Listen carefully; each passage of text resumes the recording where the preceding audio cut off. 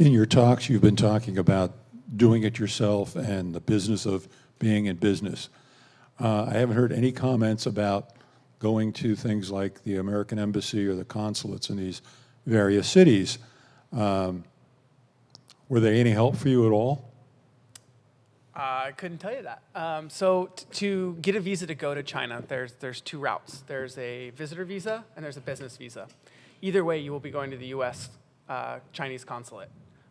There's one in San Francisco, and you will get a visa. If you apply with a business visa, you have to have detailed trip planned out. You have to know the addresses you're going to be staying at, how many days, where. It's a pain.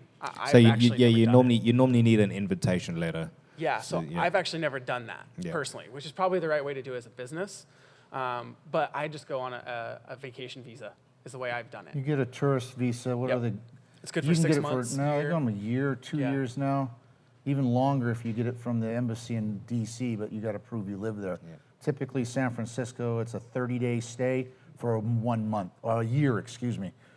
So you can come in and out of the country, and I've done that. I mean, you go to Hong Kong, you basically left China. You go right back into China.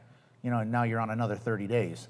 So, you know, if you can play that, it's cheap. You know, it's if you need to stay there longer. So, but yeah, like you said, you need a letter of introduction from one of your vendors there, and that's not a big deal. I mean, they want you to come there. They're going to crank out a letter, but it is, you know, it just doesn't make any sense to do it that way unless you're staying there for a lengthy period of time doing business, and that gets sticky because all of a sudden they got all these weird tax laws and what are you doing there? Who are you paying?